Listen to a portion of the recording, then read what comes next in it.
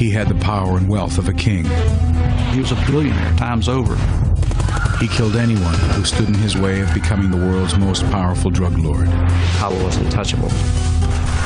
He terrorized the nation of Colombia and made an enemy of the most powerful nation on earth. Drug money. He was the crown jewel. He is what we wanted. Pablo Escobar and his cocaine cartel became bigger than his own government. He was the Da Vinci of crime, the bandit of bandits. His empire was vast. He was invincible. He had it all. He had the wealth, the fame. Pablo Escobar became so big that Pablo needed to die.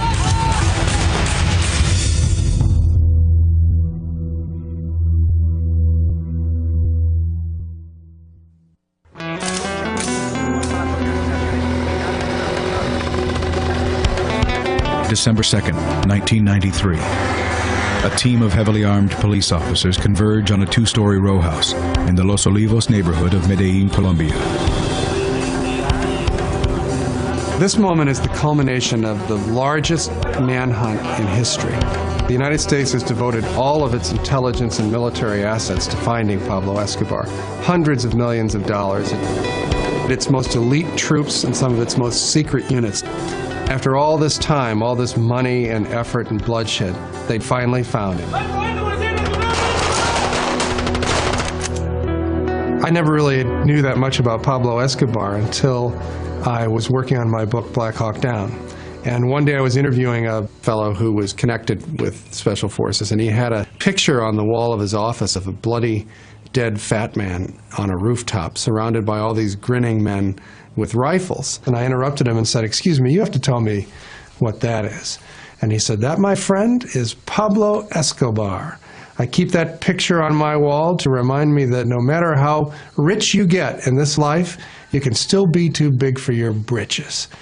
And what that suggested to me was that the United States military had been much more involved in hunting down Pablo Escobar and killing him than I had previously thought.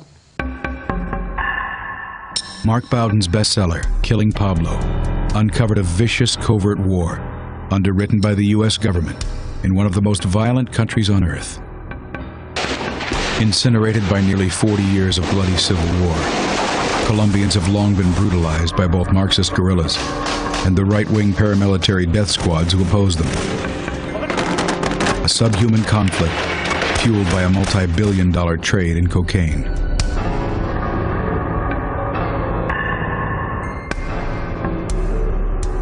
Colombia's ascension to its place as the kidnapping and terror capital of the world began in a 1950s era of political turmoil.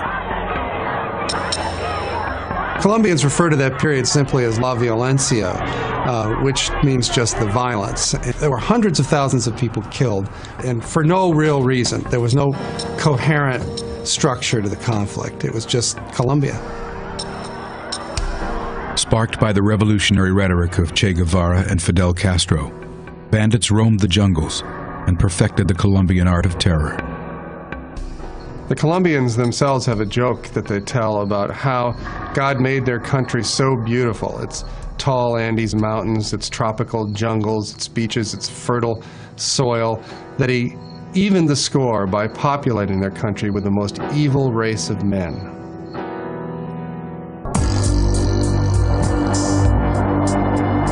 From the crucible of La Violencia emerged one of the most violent criminals the world would ever see. Pablo Escobar was born in 1949, right in the middle of this period of La Violencia, so his childhood was set in the context of this bloodletting. Escobar's criminal career starts modestly in the 1960s in his hometown Medellin as a small-time racketeer and marijuana dealer. Pablo was a dope smoker from a fairly early age. Colombia was known here in the United States for being a source of some of the strongest, most potent marijuana in the world. America's counterculture establishes a robust market for Colombian marijuana. But it's the arrival of cocaine in the early 70s which presents a criminal opportunity that would shape the future of Colombia. By the mid-1970s, cocaine began to become a more fashionable drug of choice. And this was perfect for a smuggler in Colombia because it's a difference between why carry an elephant when you could put a mouse in your pocket. We have a very big jungle, and the countryside has a very little presence by the government and by the state. Most of the area outside the cities is really wild territory. So a certain amount of law and order exists within the cities, but outside the cities, in the mountains and in the jungle, there's very little law and order. And it's in that lack of authority and in that lack of presence of the state where most of the problems brew, where most of the coca has been growing, where most of the violent conflicts and the violence originates.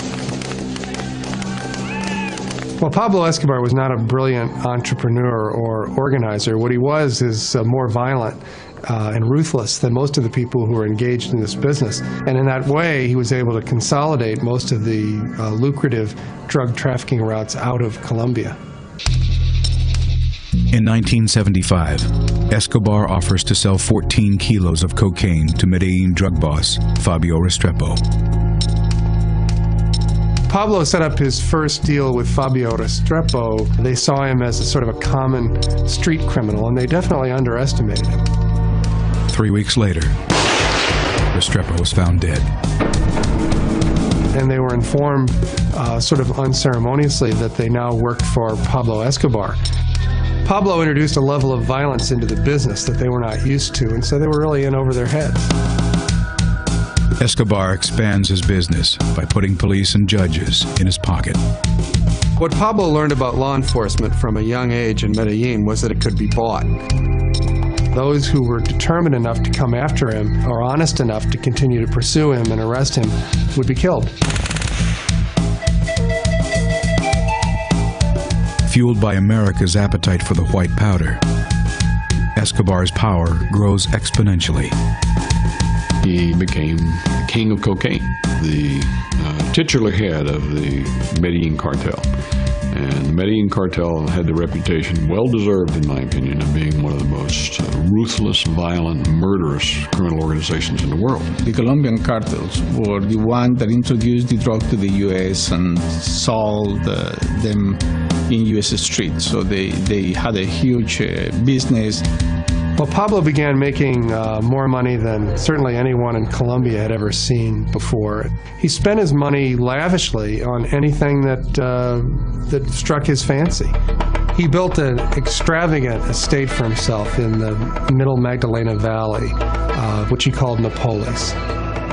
He had a zoo at his ranch. You're talking about Colombia. A guy had elephants, zebras, rhinoceroses. He imported exotic animals, had planes, helicopters. He was invincible. He had it all. He had the wealth, the fame. It is a lifestyle Pablo fiercely protects.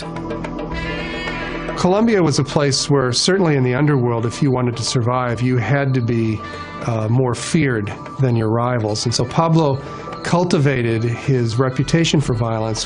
One of the stories that I was told is that at a dinner party at his house, his people caught someone stealing silverware from his kitchen. He had the waiter who stole the silverware bound hand and foot and then kicked him into the swimming pool and had his guests all watch this man drown and announced that this is what happened to anyone who stole from Pablo Escobar. He was a terrible criminal. He used terrorism in a way that Colombia never before had seen. As the Medellin cartel grows in power, Marxist guerrilla movements such as FARC also grow in strength. Even though in his early days Pablo liked to use Marxist rhetoric, he rapidly became the richest man in Colombia, and as such, he became a target for some of the leftist guerrilla movements in the hills. So Pablo joined with a lot of other wealthy drug traffickers to form their own private armies, paramilitaries, to go after the guerrilla units. Two of the early paramilitary leaders who Pablo worked with were Fidel and Carlos Castaño. My father was kidnapped in the year of '79 by the FARC guerrillas. Our lives turn 180 degrees. With the Colombian government unable to protect its citizens from Marxist guerrillas, Carlos Castaño and brother Fidel establish a paramilitary army called the AUC. Once they cowardly killed my father, I made a decision to fight. They created this organization of paramilitaries with the support of the drug traffickers, primarily the Medellin cartel. This is when my brother Fidel met Escobar and began a friendship with Escobar. The Castaños became allies of the Escobar organization. The paramilitaries were an armed branch of the drug traffickers. Of course, with all the kind of private army he had and a huge amount of money, he became very powerful. Pablo had ambitions to be more than just the wealthiest man in Colombia and its most successful criminal. He wanted to be beloved by the people of Colombia, and he wanted to have a legitimate political power. And so he began spending some of his millions on projects for the poor people in Medellin. He funded the building of housing and recreational centers and soccer pitches, and embarking on a lot of sort of private welfare programs that something that the government of Colombia would never have done. The objective of Pablo's political campaign? Avoiding extradition to the United States. That was the one thing that they feared more than anything. Because whereas in Colombia they could manipulate the justice system by killing judges, by corrupting them, by all sorts of coercion, once they got to this country, they were just another defendant, and they were willing to die rather than go to the United States. In 1982, he was elected to the Congress as an alternate. But the first time he tried to take his seat in the House, he was denounced by the Minister of Justice, Rodrigo Lara, as a notorious drug trafficker and criminal.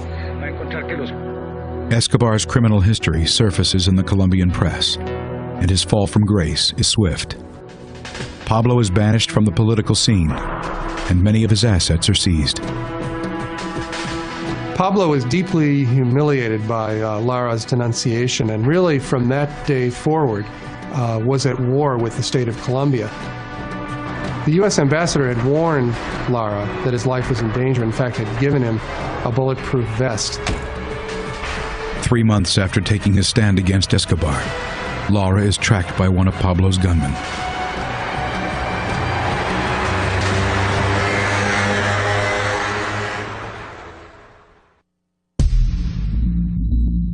Justice Minister Rodrigo Lara is the first Colombian to take a stand against drug lord Pablo Escobar. April 30th, 1984. Lara is followed from his office by one of Escobar's hired guns.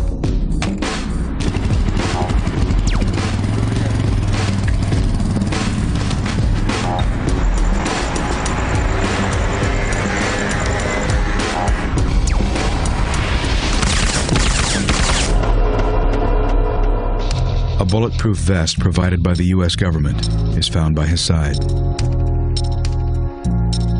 With the amount of bullets in his body, it's clear that the vest wouldn't have saved his life anyway. While Lara's killing puts Pablo at war with Colombia, he has yet to become a target for the Americans. Well, initially, Pablo Escobar and the other drug traffickers were considered to be sort of romantic, dashing figures. In programs like Miami Vice here in the United States, they were portrayed as somewhat romantic figures. Assuming the risks of drug use was considered to be part of what made it cool. And so it was really the hip world against the square world. The square world was sort of epitomized by the Reagan administration program, which was Nancy Reagan's Just Say No program. Little kids doing drugs, it turns my stomach. Don't mess with them. Just say no. In the early 80s, cocaine begins to transform the landscape of urban America. Public attitudes began to change when cocaine began arriving in the United States in a new form. Instead of being a powder that you sift, it was then now being sold as crack, and it was very inexpensive. And that quickly became hugely popular with the poorer classes in the United States and was just a devastating plague in our cities.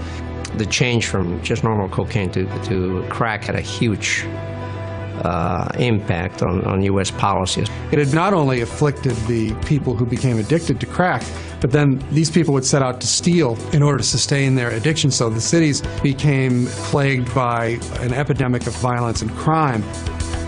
Very high percentage of the murders that take place in the United States are somehow or other connected with cocaine trafficking.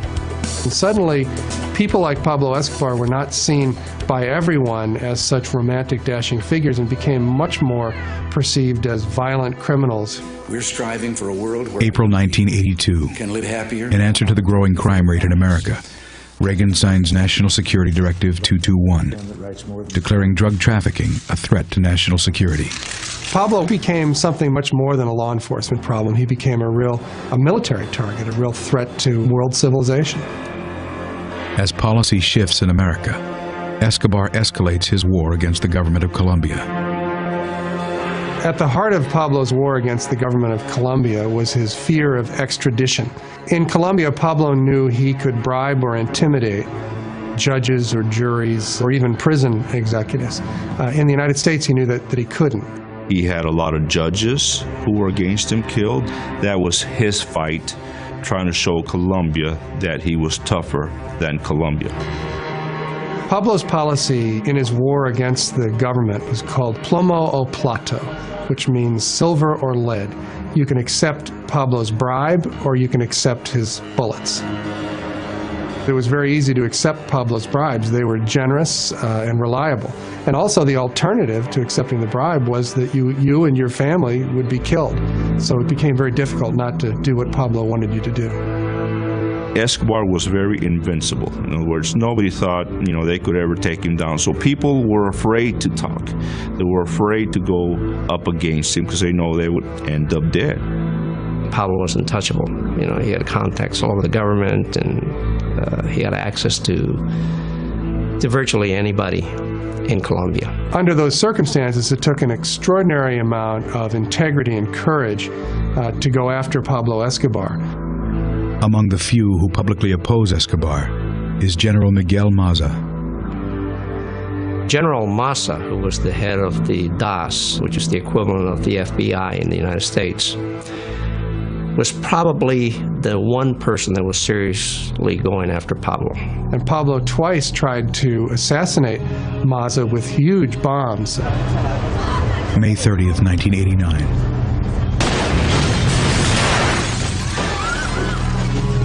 Escobar targets Maza with a remote detonated car bomb. Maza's car was at the center of the blast. Its wheels were melted to the road, but he managed to kick the door open and step out unhurt. It killed many people. Fortunately, I was spared from death in that attempt. Pablo was trying to kill Maza, and Maza was trying to get Pablo Escobar. In his obsession to kill Maza, Escobar does not care who gets in the way. 500-kilogram bomb was placed in a bus which was driven in front of the headquarters building of the DAS, which was occupied by Maza, and was detonated. Hundreds of people were injured at that time, and about 70 people were actually killed. The carriage of the bus ended up on top of the 11th floor of the building. It is only by the grace of God that General Miguel Maza is here to tell you this story. Escobar wages war on the Colombian judicial system. Pablo paid a guerrilla group called M19 to invade the Palace of Justice and kidnap basically the entire Supreme Court of Colombia. The M19 went into the courthouse for the purpose of taking and destroying all the evidence against the drug traffickers. Most of the Supreme Court judges were killed. Records were destroyed. The government responded to the invasion of the Palace of Justice by invading it, which led to a bloodbath during which 11 of the country's 21 Supreme Court justices were killed. There was no institution that was safe from Pablo Escobar. The issue of extradition became a centerpiece of the 1989 presidential campaign. Louis Galan was the leading candidate for president. Galan was campaigning, promising to utilize extradition to rid Colombia of drug traffickers like Pablo Escobar. Escobar and his gang decided that Galan was an obstacle, that he shouldn't be president of Colombia. August 18, 1989. Galan prepares to deliver a campaign speech in Sochoa, southwest of Bogota. Pablo Escobar targeted him and had him killed.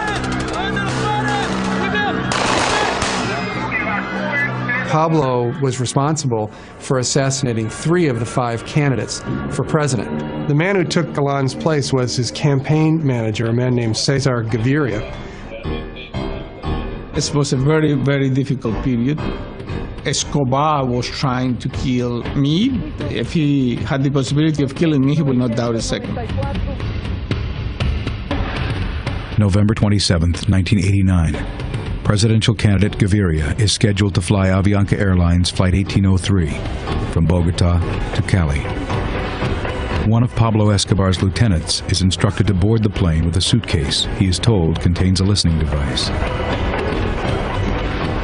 Unbeknownst to Escobar's man, the suitcase is in fact a bomb.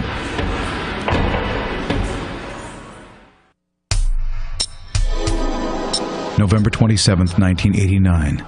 In an attempt to assassinate Colombian presidential candidate Cesar Gaviria, cocaine boss Pablo Escobar tricks one of his own lieutenants into carrying what he believes is a listening device aboard the candidate's plane from Bogota to Cali.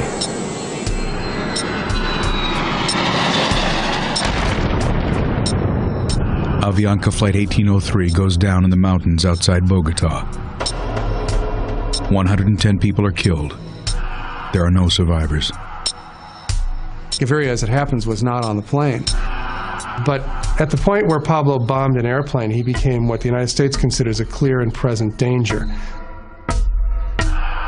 There were 2 American citizens killed on that plane. So under the long-arm statutes, we could prosecute him for the Avianca plane. With cocaine continuing to flow across the borders, American drug policy changes from intercepting drug shipments to taking down cartel leaders. It became very evident that we had to target them more specifically. As their power grew, it became evident that they had to be dealt with. When George Bush was elected president in 1988, he changed our country's policy against drugs to targeting the drug kingpins, men like Pablo Escobar. And for the drug kingpins, the death penalty. November 2, 1989. President Bush's legal counsel drafts a reinterpretation of the long-standing executive order prohibiting the assassination of foreign nationals. The new interpretation of the prohibition said that if the President of the United States determined that someone was a threat to national security or to the lives of American citizens, that that person could become a target for assassination. Our forces could go out and not just try to find them and arrest them, but actually kill them. America's premier counterterrorism team prepares for a potential mission. Delta Force is the Army's top-secret counterterrorism unit that specializes in finding people and going after them, and is considered to be one of the best in the world at doing this. Our existence is still not recognized by the Department of Defense. Regardless of whether or not we exist, the unit has some highly motivated, select individuals that specialize in these kinds of operations. As Delta Force stands by, a new group of covert soldiers has already entered Colombia. The CIA had obviously always had a presence in Colombia, but after the Avianca airliner bombing, the Colombian government invited the United States to help them go after Pablo Escobar.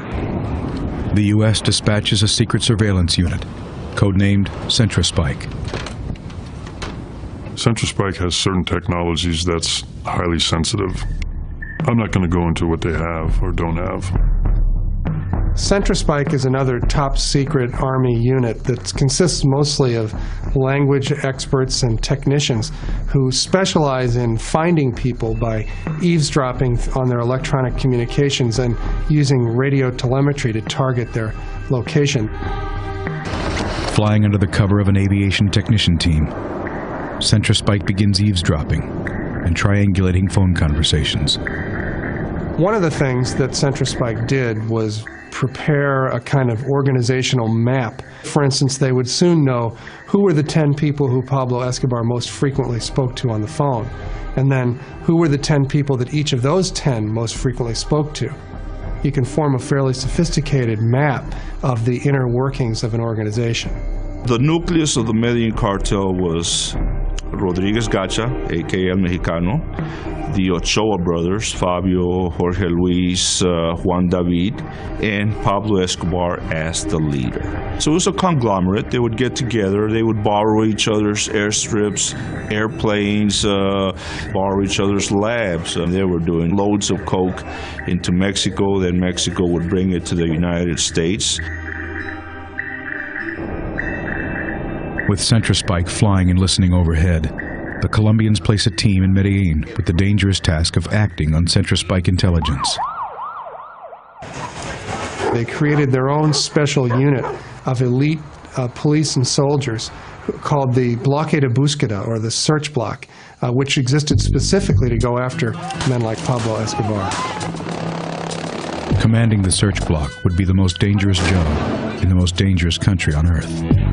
It was a job that nobody wanted, because whoever was going to be in charge of this group going after Escobar would become immediately a target of Escobar's. The man who commanded the search block was Colonel Hugo Martinez. Martinez accepts on the condition that he will be periodically rotated out of the hot seat. It was understood that there was to be a change in personnel every 15 days. However, there was never a change in personnel. I remained on duty the entire time. Hugo Aguilar is selected as Colonel Martinez's right hand. We were chasing after the most dangerous criminal organization in the world, backed by more than 1,000 men in uniform from a combination of various Colombian armed forces. As soon as the search block was formed, Pablo Escobar announced that he was going to kill 60 members of the search block in the first month.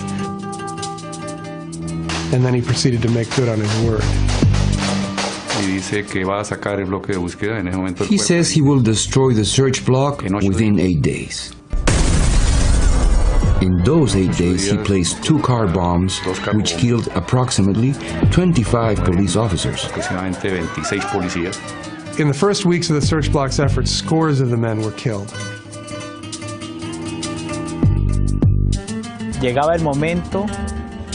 There were times when we would feel powerless before such a criminal. Though the Colombian government considers disbanding the search block, Colonel Martinez asks for and receives more men and continues targeting Escobar's organization. The first of the drug traffickers that CentraSpike targeted and found was Rodriguez Gacha. When the CentraSpike located Gacha on a hilltop finca just outside of Bogota, they turned over this information to the Colombian government. Gacha and 3 of his associates are gunned down in a battle with Colombian forces. Gacha went down fighting. I mean, shooting at the police. Escobar would soon lose more vital assets.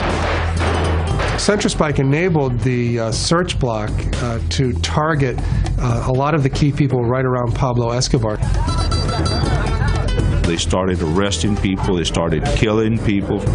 The search block began killing or arresting the top people around Pablo, including his longtime associate and his cousin, Gustavo. And Gustavo Gaviria was the brains behind the Medellin cartel. Escobar remains unaware that CentraSpike is listening in from above. CentraSpike got to be so effective that Pablo came to suspect that he had an informer in his inner circle. So he began torturing and killing people around him who he suspected of collaborating with the authorities. What he didn't realize was that the information was being provided by the secret American unit Centrospy. Escobar was not the only one who operated by violence. All of these hitmen and associates of Escobar were killed in what the police would euphemistically call shootouts with the police. Colonel Martinez or his troops may have gone to the extreme, but this wasn't a normal criminal that they were after. Pablo Escobar rates right up there with Adolf Hitler. This is a man that's responsible for thousands and thousands of deaths of innocent people. The search block was a 700-man SWAT team, and you can't run an operation like that without it being violent. They were being shot at and killed all the time. This was a war. It was an armed confrontation between the Medellin cartel and the state. Desperate for an advantage in his war against the state, Pablo begins kidnapping Colombian dignitaries. I was kidnapped on September 1990. I was a classical kidnapping in which a couple of cars, 3 cars blocked your car. They killed my driver.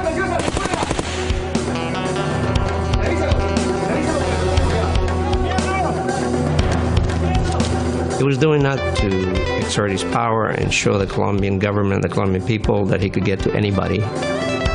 Escobar will use his hostages to negotiate the terms of a surrender. Escobar decided that what he needed was a comfortable, secure base of operations where he and his associates could live, be protected from their enemies, from members of the Cali cartel, from the Colombian search block and the Colombian National Police, from the United States. In case he was captured, he would use us as bargaining chips. As Escobar negotiates with the Colombian government, the hostages remain in the hands of his sicarios. I was kept in a very small room. I was chained to a bed, 4 guards. It's an experience in which you survive by the second. When you're in the hands of Pablo Escobar, you don't know what's going to happen. You know, you can be dead the next second. So I didn't have any illusions of surviving. I thought I was going to die. January 24th, 1991. Pablo executes one of his hostages. Days later, another is killed in a rescue attempt. That was the toughest point. I cried a lot. I got used to knowing that maybe the next day would be my last day. At this point, Pablo was literally running from hideout to hideout, knowing that if Colonel Martinez catches up to him, he's going to be killed, but at the same time not wanting to surrender until the terms had been worked out to his satisfaction. Pablo is playing a very dangerous game with the Colombian government. He felt the pressure. He knew we were getting very close. The president was warned about the danger in negotiating with Pablo Escobar, but he went right ahead. The deal that Pablo made with the government of Colombia was he would discontinue his violent campaign against the state in return for being able to build his own prison on a mountaintop just outside of Medellin called La Catedral. May 20th, 1991. As a concession towards his private sanctuary, Escobar releases his remaining hostages. I couldn't believe it. They took me to a street. They gave me money for a cab. And finally, a guy picked me up, and I told him, please take me back home. As part of Pablo's deal, General Maza is removed from his case. With construction underway on Escobar's private prison, one last demand must be met. They actually held a Continental Congress, basically, where they rewrote the Constitution of Colombia to ban extradition. And the day that the amendment to end extradition was put into the Constitution, Pablo Escobar turned himself in. He held a press conference on the mountaintop outside the prison and graciously announced that he decided to end his war against Colombia. He sent this message: "Tell President Gaviria I will not let him down." The agreement was thus sealed.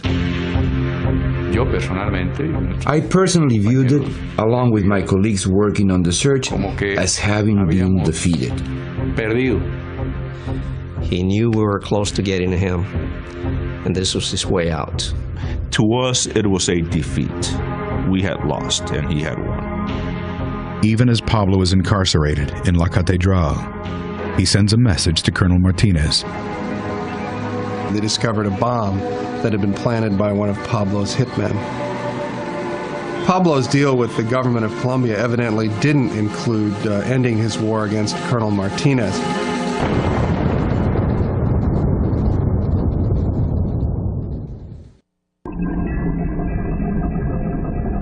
(1992), with Colombian cocaine boss Pablo Escobar serving time in his own prison at La Catedral.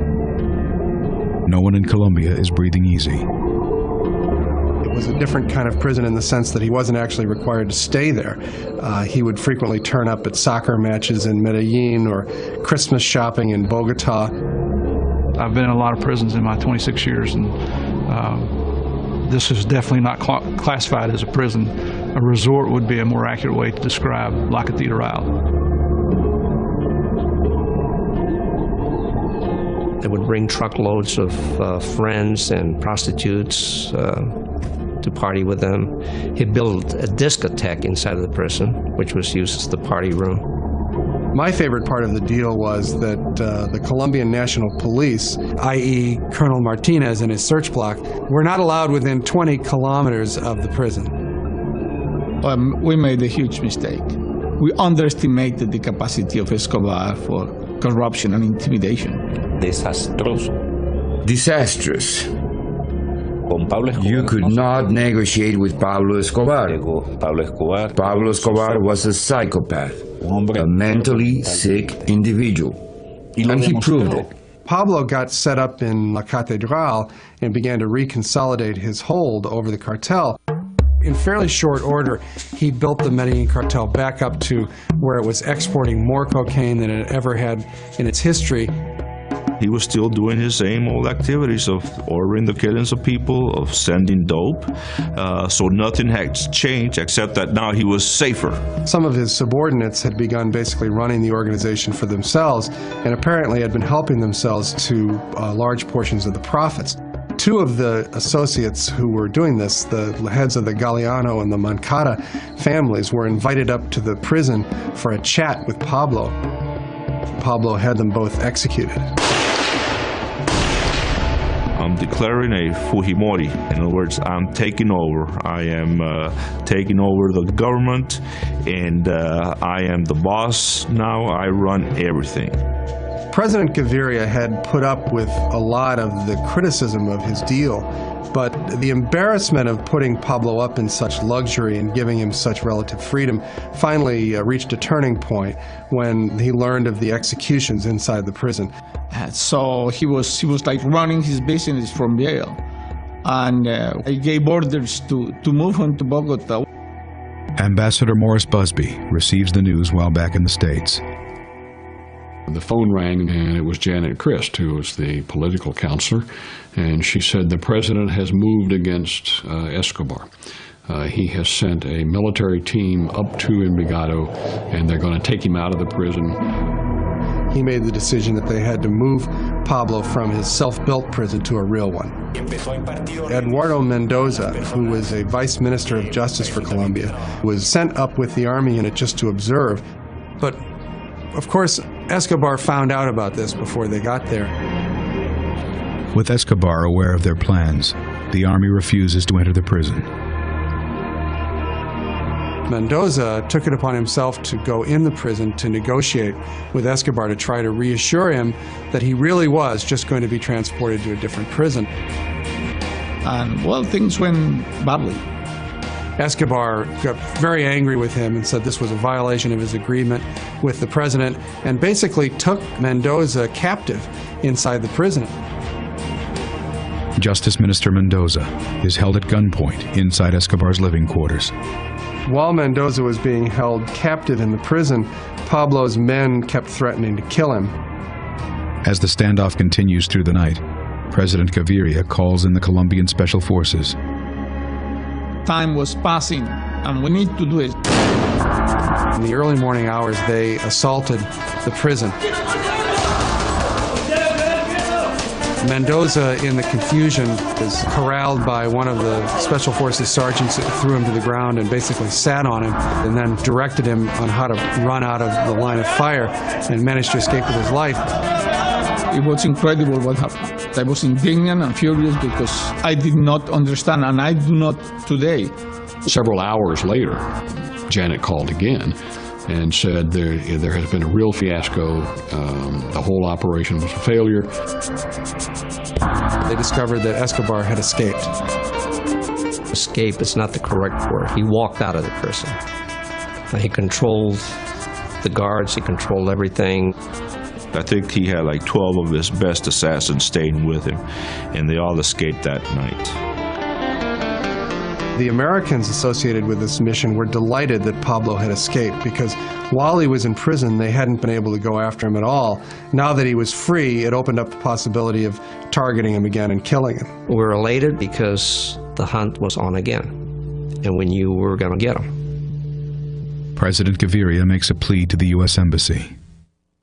Gaviria had said to me, I don't know what restrictions you've been operating under in this country up to the present time, but I'm telling you right now, we need your help. There are no restrictions. I asked full cooperation of the U.S. in this matter. We needed to find Escobar. He asked Ambassador Busby for a military help, and the first thing that occurred to Busby was Delta Force.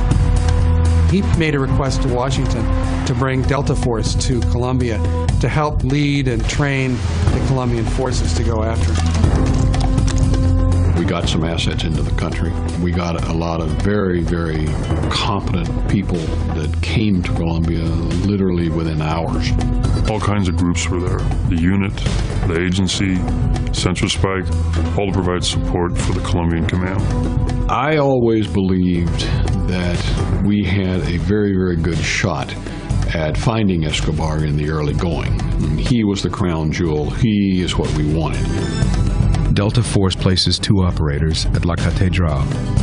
While Central Spike would put their ears on the target, Delta Force would put their eyes on it. Central Spike and Delta Force were able to pinpoint Escobar's location literally days after he'd escaped from prison. By the time the Colombian forces act on the American intelligence, Pablo has vanished. In order to be successful with Pablo, it had to be very time sensitive, because if we got intelligence that Pablo Escobar was at location X last night, chances are he wasn't there anymore. As Escobar's trail grows cold, a decision is made to reform the original search block. This time, it will have the full support of the United States law enforcement, intelligence, and counterterrorism agencies. Peña and Murphy went to live in Medellin with the task force. I mean, that was their second home. This search block was now more organized, had more of a focus, had more intelligence, had better equipment to start the second search for Escobar. With corruption and fear permeating the Colombian forces, there is one clear choice for commander of the new search block. I did not ask to be reassigned to head the operations. But when he escaped from La Catedral, my immediate thought was, this represents an opportunity to finish the job. He was one of the few Colombian police officers that was not afraid of Pablo Escobar, and he was completely obsessed with getting Pablo. So a decision was made to bring Colonel Martinez back. They spent the latter part of 1992 basically training Martinez and his men to be more effective, basically to be a proxy Delta force in this effort to get Escobar. The search block immediately begins launching daring raids throughout Medellin. It was very stressful. I mean, it's one of the most stressful, I guess, dangerous points in my life. You got to remember that we were going after probably one of the world's most dangerous persons. Through his lawyers and the press, Escobar desperately tries to reclaim his deal with the government. But this time, there will be no deal. We all the time say, he can only give up. We will not guarantee him anything. And it was very clear to everyone involved that the intention was no longer to arrest Pablo, to bring him to justice or put him in prison. At this point, they were just looking for him to kill him.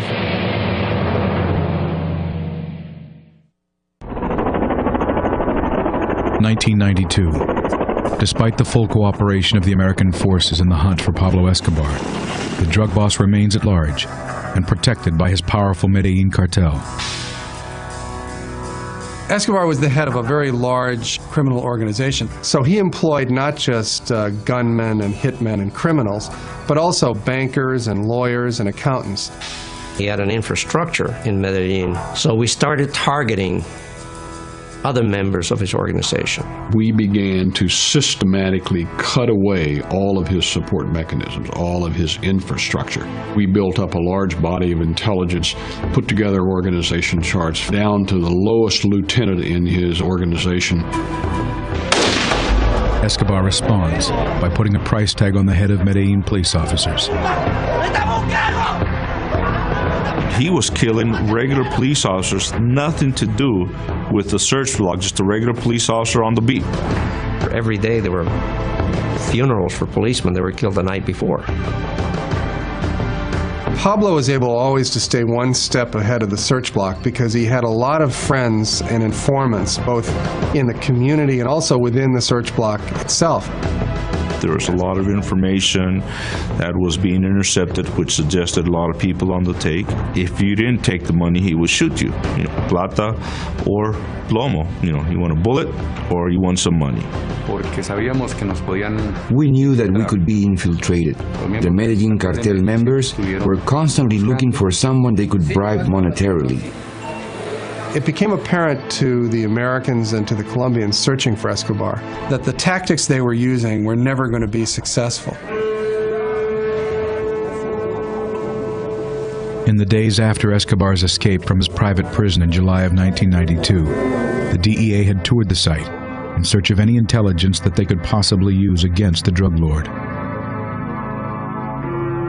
We went through the prison where he had lived, found great intelligence, just great information. One of the things that they noticed about Escobar as they examined his living quarters and his memorabilia was how much his life revolved around his family and his children.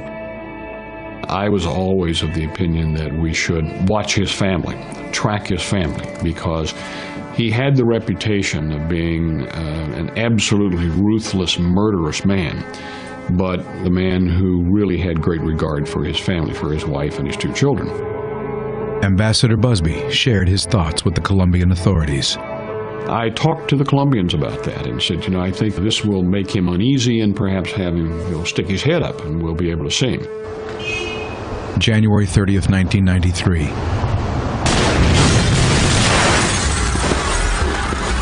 A 220-pound car bomb explodes in front of a bookstore in downtown Medellin.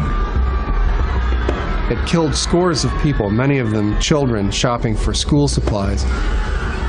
And I think it was really the point at which the gloves came off in the search for Pablo Escobar.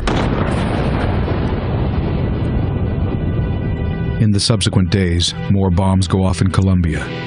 This time, however, the bombs are targeting Pablo's family.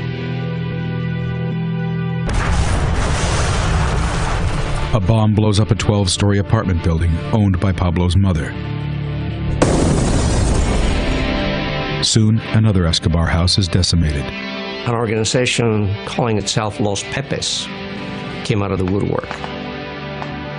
a mysterious entity begins targeting Pablo's organization and even his family for outright assassination.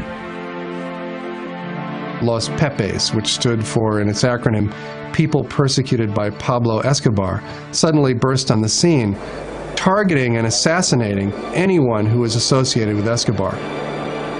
It had the earmarks of a psychological operation of some sort. But it got very quickly beyond that, and it became a murderous bloodbath. People being killed by the Pepes almost every night. They ran the whole gamut of crimes. So, in reality, Los Pepes were just as ruthless as Escobar. Anybody who had any connection with Escobar was either killed, arrested, or running for their lives. Personally, I thought he was going to taste of his own medicine. Let's just call it another flank he had to worry about. The police, never did stuff like this. I mean, he was always worried about the police, but now you have Los Pepes playing outside the rules. They started to play dirty just like Escobar. They were killing as many as 5 and 6 people a day. They would assassinate these people and leave signs hanging around the neck of the body, signed Los Pepes. While Los Pepes is exterminating Escobar's support structure, the search block takes down some of Pablo's top lieutenants, such as Tyson Munoz. The search block raided the apartment, cornered Tyson, and killed him in the proverbial gun battle with the Colombian police. The confrontation was pretty much inevitable because these people were not going to be taken alive. In my opinion, the police did not want to take them alive either because the wheels of justice don't work in Colombia the way they do in the United States. Despite an official prohibition, many of the American forces are rumored to be participating in the search block raids. Delta Force operators and the DEA agents very frequently went along on these raids and often led them. We couldn't stand back and feed them this information about a potential Escobar hideout and expect them to go out and participate in all the dangerous activities while we sat in the rear, and drank our coffee and waited for them to come back and report to us. So Javier and I decided ourselves that we would be involved in these operations. Right there on the front lines with the guys, running in, kicking the doors, going in, participating right alongside the Colombian National Police. With Americans funding, training, and possibly even participating in search block raids, concern grows over a possible connection between the search block and the death squad, Los Pepes. There were allegations on the part of Pablo that Los Pepes and Martinez were one and the same. I was very much afraid of somehow DEA being contaminated by what was going on out there. There's been accusations that members of the Bloque de Busqueda provided information to Los Pepes. Did I ever see that? No. Did I ever see any indication that that happened? No. Could it happen? Sure, it could happen. There's 600 guys in that operation. It's still something of a mystery who Los Pepes were, and that's obvious because the Los Pepes were basically murdering people. One of the few to admit to participating in the killings is Escobar's former ally, Carlos Castaño. Los Pepes is an organization that arose supported by the auto defenses. Yes, particularly by my brother Fidel Castaño, but it was bigger. Carlos Castaño and his brother Fidel were some of the original paramilitary units created to fight against the guerrillas. When Escobar began executing members of his own organization inside his private prison, La Catedral, the survivors began to secretly ally themselves with Pablo's paramilitaries against the drug lord.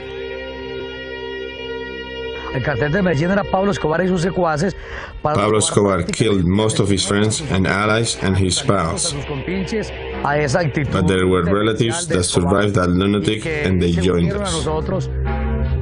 The drug trafficker said, "We're sick and tired of this guy, we're going after him." And they created the Pepes, and they attacked him exactly the way he used to work against society and against them. We realized that he was a monster that we had to fight against no matter what. So when they turned against him, they knew the inner workings of his organization. They knew who the people were, where the money was. Los Pepes reportedly received support from Pablo's chief business rival, the Cali cartel. The Cali cartel was more than happy to help Los Pepes or the Search Bloc or the Colombian government go after Escobar because he was their primary rival. And by eliminating the Medellin cartel, it just made for a more lucrative business for them. Colonel Martinez and the U.S.-backed Search Bloc are rumored to be cooperating with Los Pepes.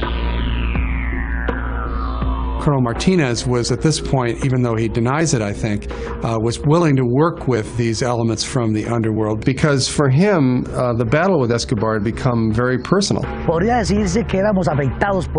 You could say that Escobar affected all of us who were Los Pepes members. When things started to get really ugly, when Los Pepes began killing people wholesale, it was clear to the Americans working in Bogota that this was out of bounds. And if word got back to Washington that the United States effort was connected in any way to these death squads, then Washington would basically pull the plug on American involvement. This threw something into the game which really could have brought everything to a grinding halt. Mark Bowden's Killing Pablo cites classified cables outlining the American concerns about Los Pepes. While the United States Embassy in Bogota maintained the pretense that there was no connection whatsoever between Colonel Martinez's Search Bloc and Los Pepes, I came across the DEA's cable traffic back and forth from Bogota to Washington, which documents the knowledge of DEA agents that Los Pepes were intimately involved with the Search Bloc. Ambassador Busby himself wrote a rather lengthy cable to Washington where he details the fact that their own intelligence showed that there was a connection between Los Pepes and the Search Bloc. In fact, Ambassador Busby had gone to President Gaviria to complain about this and to demand that this connection cease and desist. I had several meetings, and one of them, I want you to say, every member of the police, that this is not an instruction, that this is not the policy, that we shouldn't be involved in that. Days after Gaviria's orders to the police, Los Pepes issue a press communique announcing they are officially disbanding. And in effect, for a period of time, Los Pepes did cease and desist. So it was obvious that they understood that there was a connection between the police and Los Pepes. Though officials moved to distance themselves from the vigilante group, Los Pepes continue their bloody campaign. Los Pepes were the first tactic employed against Escobar that was immediately effective. In short order, everybody associated with Escobar, his family members, his lawyers, his bankers, his accountants, were either running for their lives or dead or under arrest. And very quickly, Pablo began to find that his protective shell was disintegrating. We confronted Escobar's terrorists. There were a lot of killings during this confrontation. We could see that the impact that they were having was incredible because they were playing without any rules. Officially, the United States was not involved in the efforts of Los Pepes at all. But if you look at what they were doing in Colombia at the time, it's clear that they were working hand in hand with Los Pepes, whether they intended to or not. It was very evident that they were having tremendous success in dismantling the Medellin organization. And obviously, we were trying to do the same thing. There was a strategy, wide, perfect, outlined by the United States, by these agencies, in which tacitly each one did what each one had to do. By February of '93, Los Pepes have killed dozens of Escobar's associates and members of his extended family. So Pablo is now terrified that Los Pepes are going to kill his wife and children. I got a phone call, almost a frantic phone call from the Minister of Defense, who said Escobar's wife and children and an entourage of 12 or 14 people are at the Rio Negro airport, and they have visas to go to the United States, and they're going to leave the country. If he succeeded in getting his family out of the country, there would be no inhibitions on him, and there was no telling what he might do. The Escobar family and their bodyguards are met at Rio Negro Airport by U.S. DEA agents. They were stopped at the airport in Bogota and stripped of their visas. Who's going to tell me to give Escobar's family's visas back? Nobody. So they're effectively keeping the bait being the family, in position in the country, while Los Pepes apply the pressure against Escobar. Pablo's response to the Americans' block would be swift and deadly.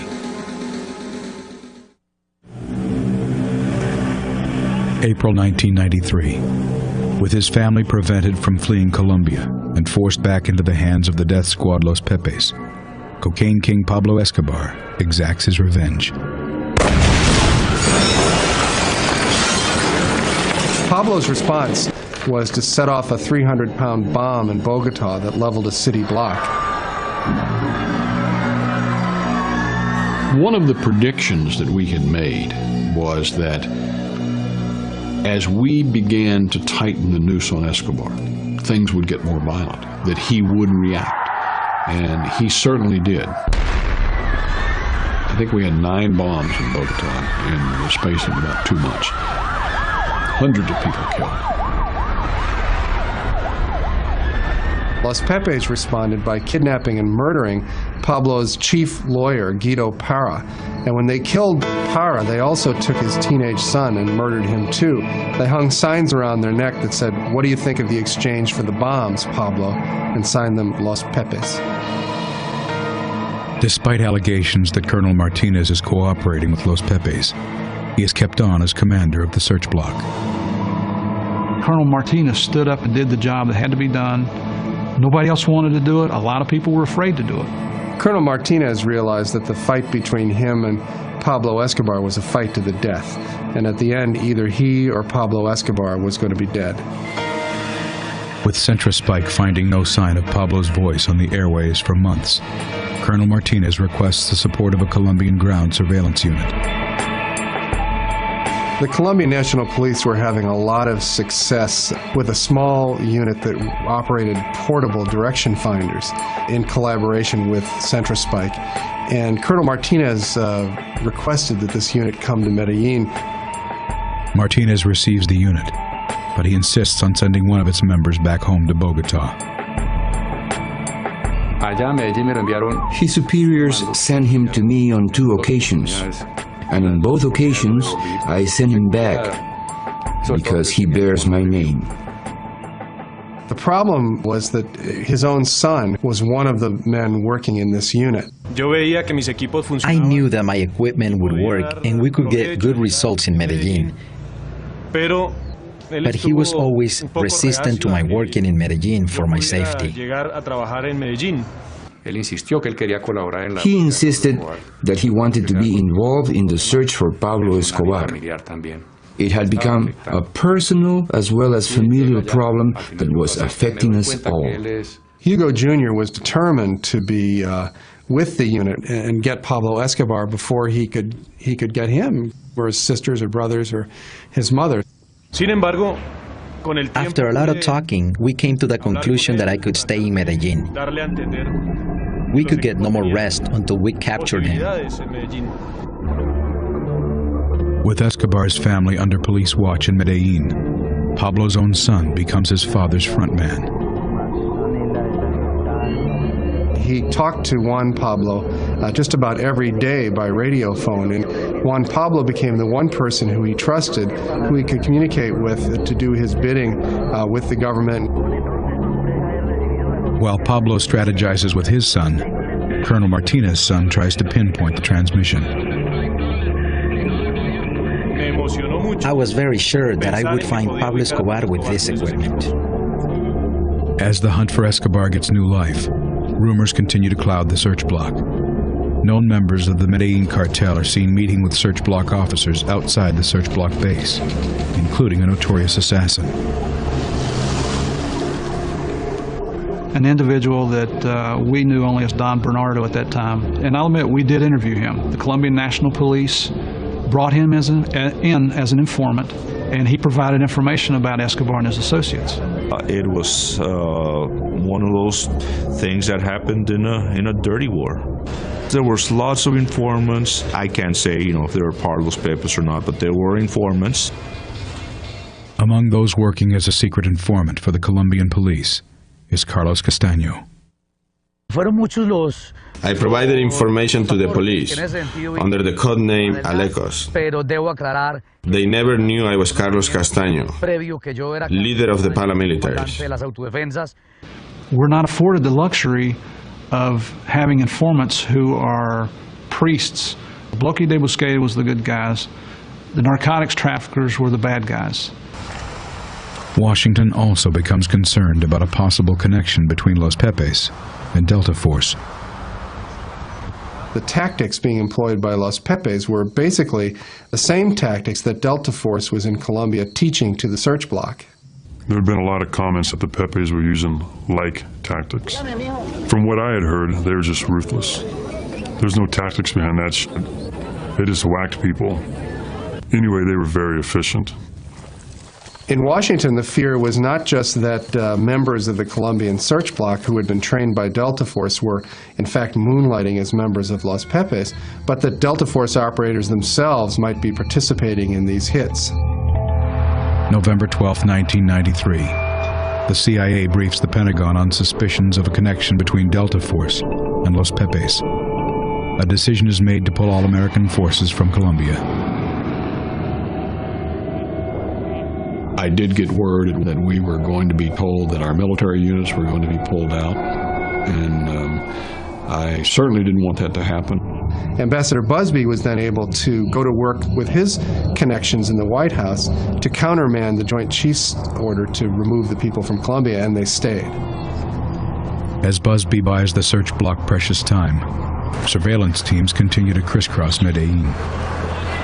In late November of 1993, the search block, with the help of Centrospike, was able to pinpoint Pablo's location to a hilltop finca outside Medellin. Intelligence had been received that indicated that Escobar was hiding in a small house located on the side of a mountain out in the rural areas. When the assault forces hit the house, they burst in and Pablo wasn't there. In fact, Pablo had been talking on the radio, but he would walk up into the woods a short distance from the house so that he'd have a better line of sight communications with his son Juan Pablo in Medellin.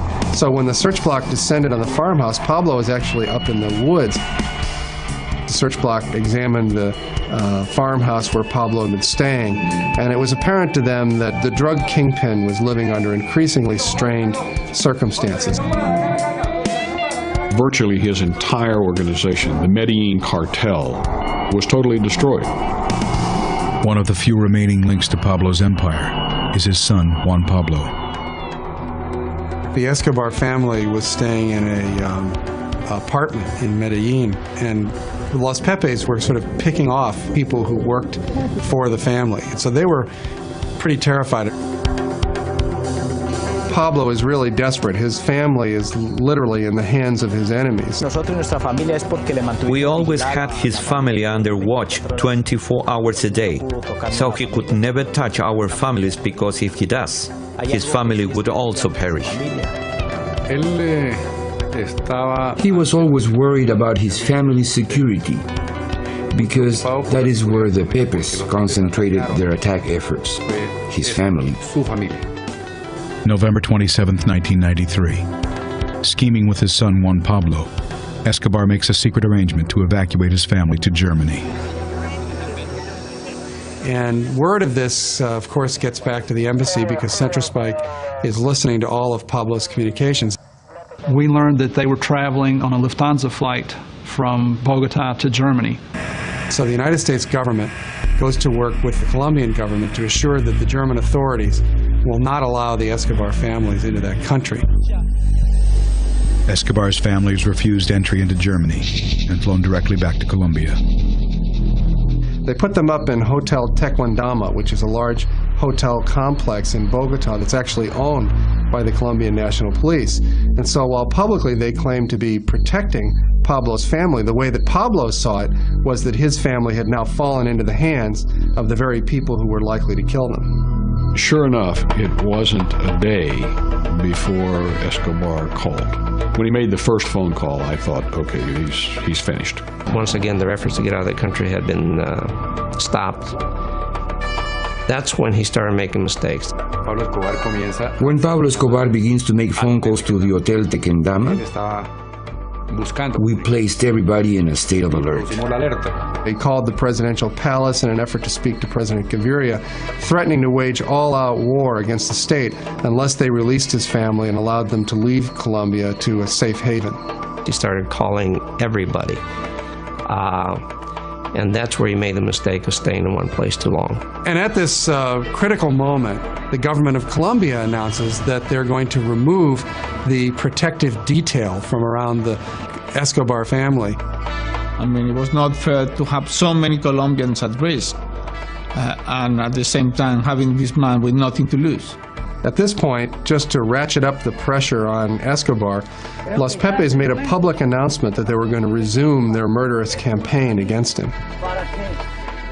We were closing in on Escobar. We made him get to a point where he had to abandon his bodyguards and he was reduced to hide out almost alone. With the exception of Pablo's family, every resident of the hotel has fled for fear of being caught in the crossfire between Pablo Escobar, the search block, and the Pepe's death squad. The fear is so palpable that little Manuela, who was then 8 years old, was overheard walking the halls of the empty hotel, singing a little Christmas carol to herself that she'd changed the words to, and the words that she was singing were, "Los Pepes are going to kill my father, my mother, and me."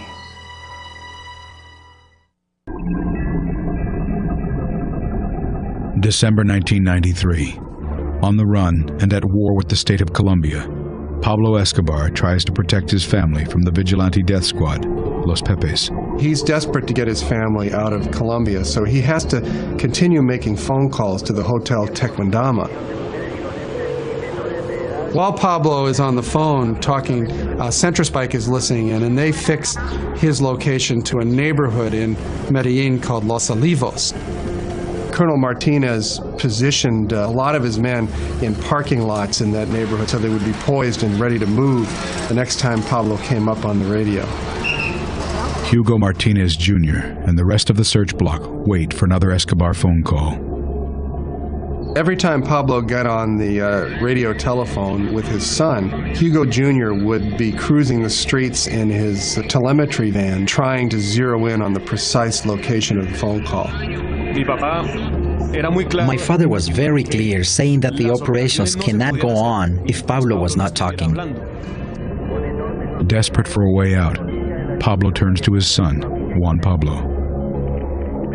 Pablo woke up in the morning of December 2nd, the day after his 44th birthday, and had spaghetti for breakfast, and then immediately got on the phone with his son, Juan Pablo.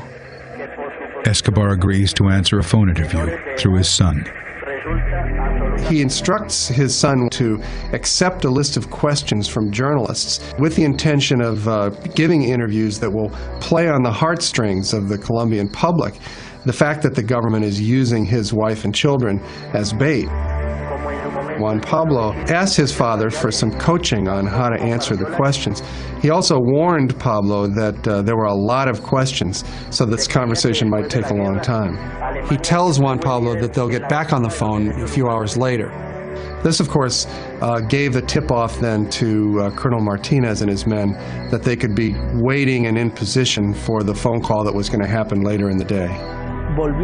Indeed, he called again. We were already located in a house near the zone from where he first called. Hugo immediately started tracking the signal, and the search block followed him out into the city. He's looking at a little monitor that has a line stretched across it, and the line either contracts or expands, depending on whether he's getting closer or getting further away.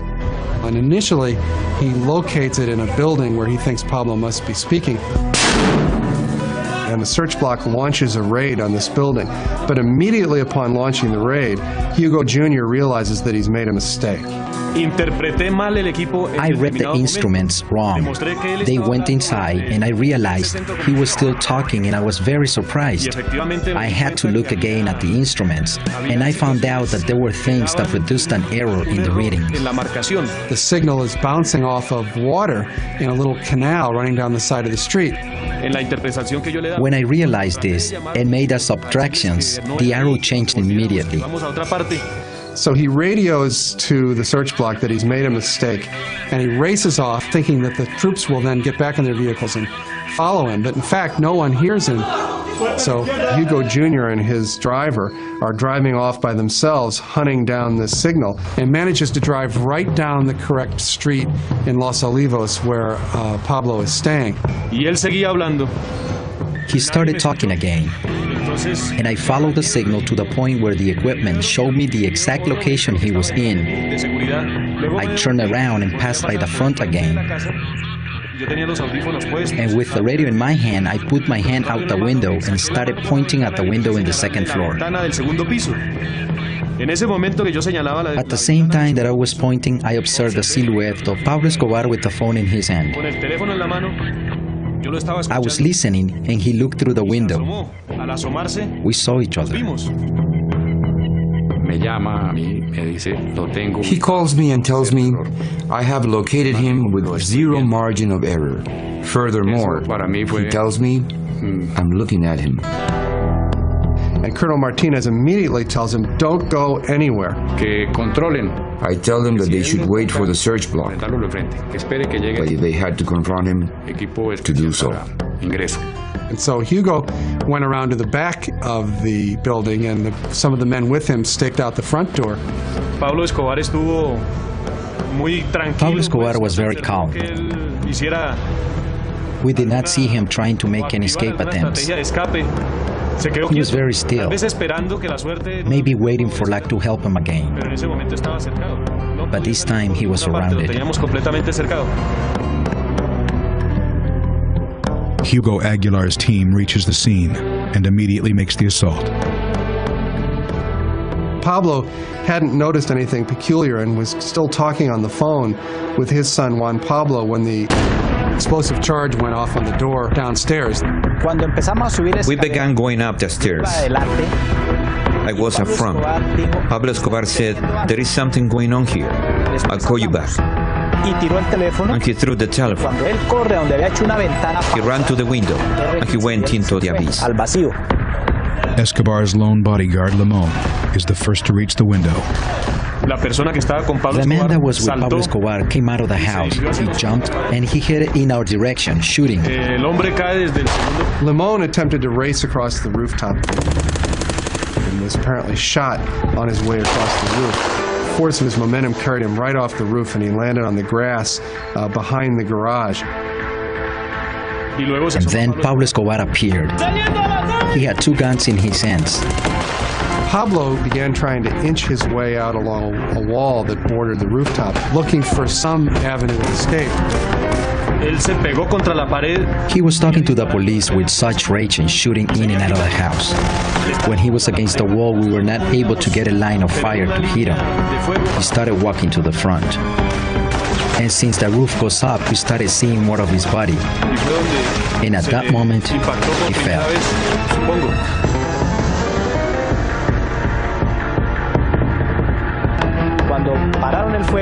When the firing stopped, I looked and I saw him lying on the roof. I took the radio and said, "Viva Colombia, Pablo Escobar is dead."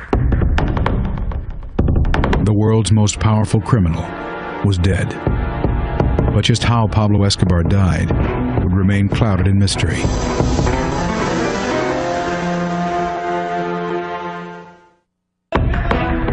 December 2nd, 1993.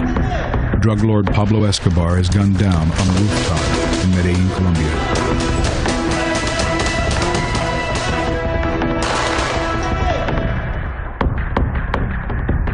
Javier, they just killed Escobar. Like, what? They just killed him in Medellin. It's all over the press. So, I mean, I was happy. I was elated.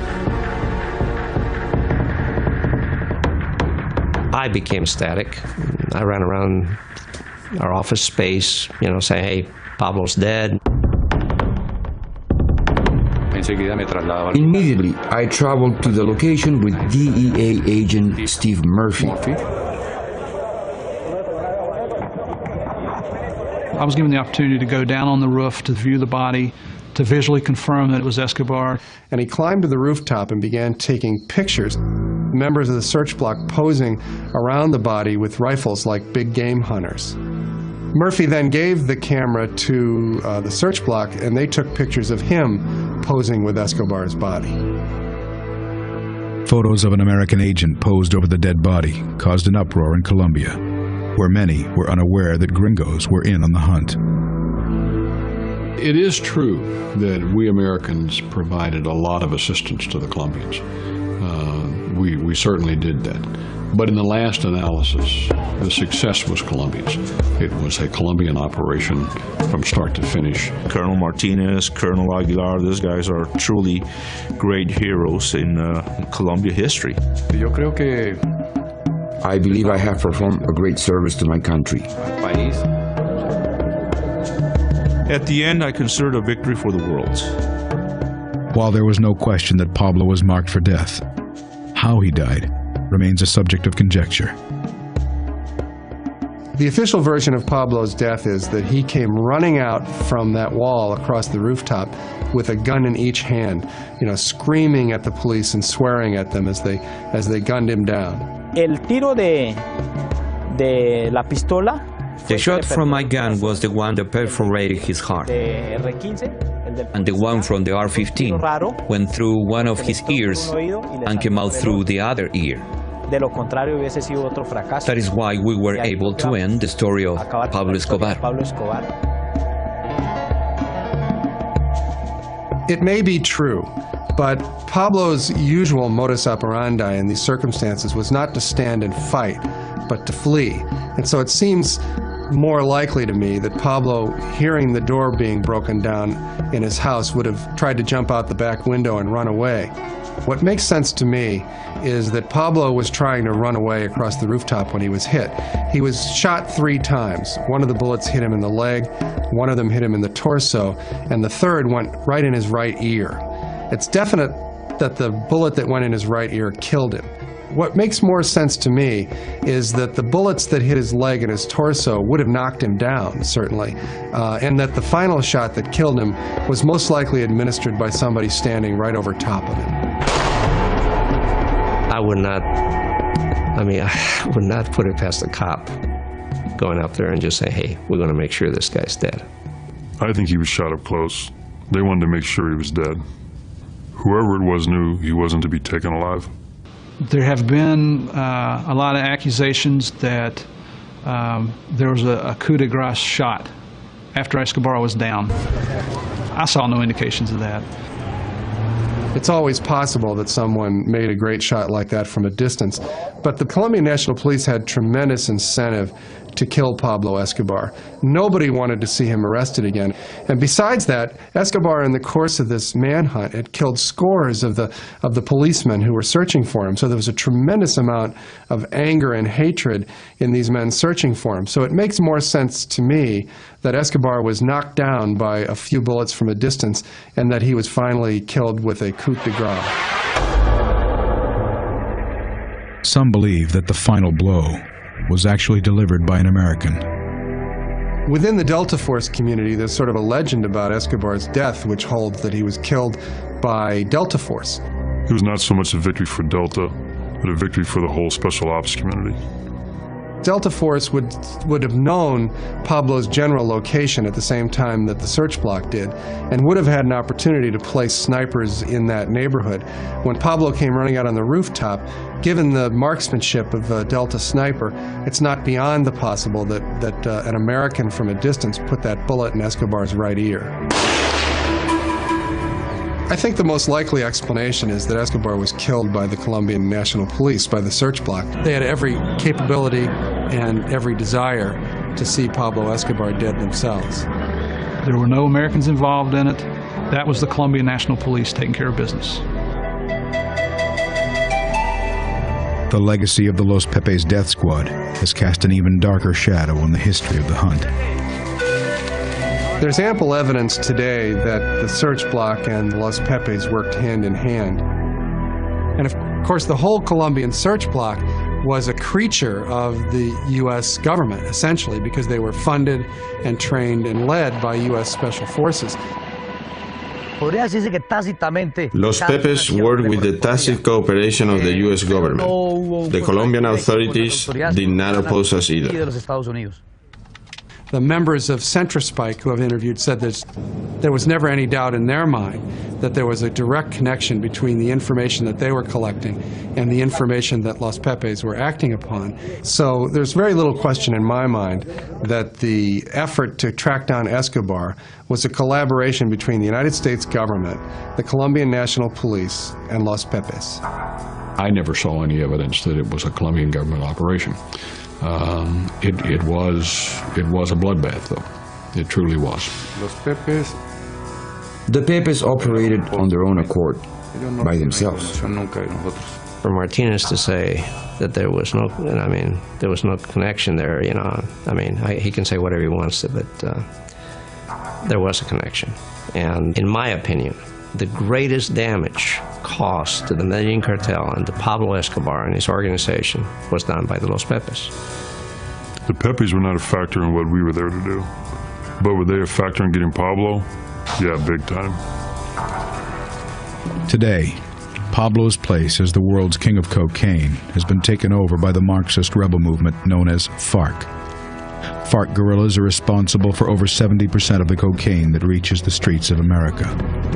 And like Pablo Escobar, they have waged a campaign of terror against the Colombian state. The FARC has inherited a lot of the methods that Escobar used, the car bombs, the kidnappings, the terrorism against civilians. So in that sense, they're looking very much alike, unfortunately for Colombia. As America supports Colombia in its war against the FARC guerrillas, they may once again share a dark ally. I am the leader of the AUC. We exist to fight the FARC guerrillas because the state is not strong enough to fight them themselves. Carlos Castaño has admitted that he was one of the early members of Los Pepes. He, of course, has gone on to become one of the right-wing paramilitary leaders in Colombia. With the tacit support of the Colombian army, the AUC has waged a dirty war against the FARC, allegedly massacring thousands of civilians deemed sympathetic to the FARC guerrillas. He's regarded by many Colombians as a hero, but also by many as a violent criminal. There's a real close relationship between the Colombian army and the AUC, in the same way that there was a relationship between the Los Pepes and the police. You know what I'm saying? Like Los Pepes, the AUC has officially been denounced by the U.S. and placed on its list of terrorist organizations. But I suspect that just as in the case with Los Pepes, the paramilitary units will continue to do what they've always done because ultimately it's going to benefit the United States government and the Colombian government in their war against the guerrillas. I think they're a necessary evil. As long as they're the enemy of my enemy, they're going to stay alive and functioning. As Colombia and America square off against the worst enemies they've ever faced, Los Pepes provide a keen example of the central dilemma of modern so-called discretionary warfare. The issue of the Los Pepes, it's one of the central ethical issues involved whenever you use military force, and that is, how far are you willing to go to succeed? When you make the decision to go to war, you've essentially decided that the situation is beyond the bounds of normal law and order. When the people are terrorists, but they have a good network, it's very difficult to catch them. I mean, the U.S. has seen that recently with bin Laden. When a person has a clandestine organization, it's not easy. You're facing an enemy who's trying to kill you. In those kind of circumstances, the ultimate goal is to succeed, is to win, not to necessarily play by the rules. In fact, sometimes the circumstances will force you to play by the same kinds of tactics that your enemy is using in order to prevail.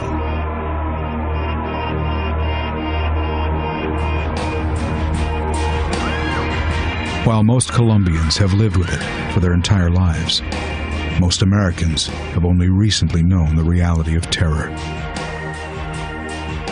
I think that Americans have to steel themselves to the reality of war, that if you're going to war, you have to face up to the ugly facts about what war is.